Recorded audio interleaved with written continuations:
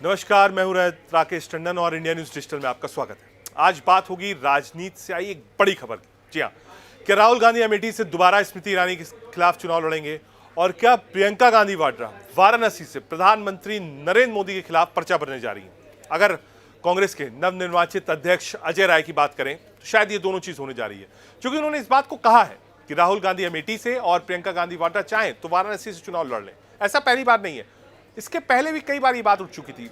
संशय था क्योंकि अमेठी से हारने के बाद राहुल गांधी वायनाड चले गए थे, तो बार बार लोग कह रहे थे कि बहुत ज्यादा एक्टिव नहीं है अमेठी में, क्या राहुल गांधी स्मृति ईरानी के खिलाफ लड़ेंगे या नहीं लड़ेंगे। उसमें एक एंगल ये भी था कि हो सकता है रायबरेली से सोनिया गांधी इस बार चुनाव ना लड़े स्वास्थ्य कारणों के कारण, हालांकि पुष्टि नहीं हुई थी अब तक।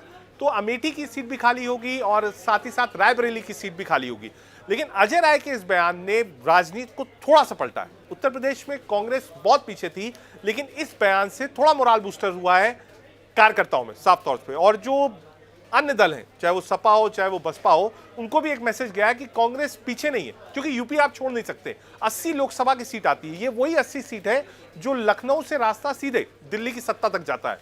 तो आज का जो बयान है अजय राय का, वो यूं ही नहीं दिया गया, वो कांग्रेस को जिंदा करना है, उनको बताना है कि हाँ एक नया अध्यक्ष आ गया है। और तीसरा, कांग्रेस को वहां पर लाके खड़ा करना है कि जब समाजवादी पार्टी या बसपा से बातचीत हो अलायंस को लेकर इंडिया की, हालांकि बसपा अभी नहीं है, लेकिन मैं जोड़ रहा हूं कि अगर विपक्षी दलों की अलायंस की बात हो तो ये दिखे कि हाँ कांग्रेस बराबरी पे खड़ी है, ये ना लगे कि नहीं साहब कांग्रेस तो है ही नहीं, इसलिए ये बयान दिया गया।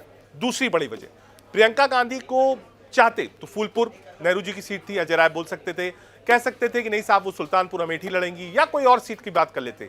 लेकिन अजय राय ने वाराणसी क्यों बोला? वाराणसी सबसे मजबूत गढ़ भारतीय जनता पार्टी का, जहां से चुनाव कंट्रोल होता है यूपी का, प्रधानमंत्री खुद वहीं से कैंडिडेट होते हैं, वहीं से 2 बार जीते हैं चुनाव।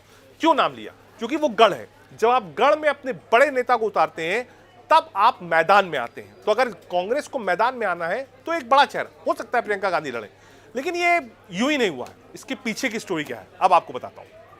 पिछले लोकसभा चुनाव में प्रियंका गांधी वाड्रा अमेठी में प्रचार कर रही थी, बुरेमा गेस्ट हाउस में थी, और वहां पर अमेठी के कई लोग आए हुए थे, उनसे बातचीत हो रही थी।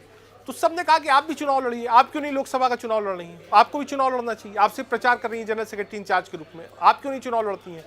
तो उस वक्त प्रियंका गांधी वाड्रा ने ही कहा था कि अगर मैं वाराणसी से लड़ूं तो कैसा रहेगा। और मेरी जो जानकारी है कि प्रियंका गांधी वाड्रा वाराणसी से पिछला लोकसभा लड़ना चाहती थी प्रधानमंत्री नरेंद्र मोदी के खिलाफ, लेकिन किन्हीं कारणों के चलते वो नहीं लड़ी।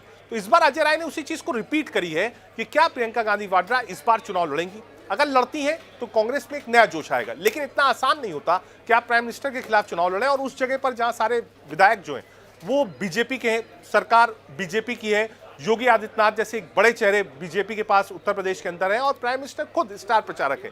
लेकिन इस बात को कहकर कांग्रेस अपने आप को राजनीति का जो रण है उसमें लाकर खड़ा करना चाहती है। प्रियंका चुनाव वाराणसी से लड़ेंगी नहीं लड़ेंगी, इसमें थोड़ा वक्त लगेगा, लेकिन इस बयान ने एक राजनीतिक भूचाल जरूर लाया।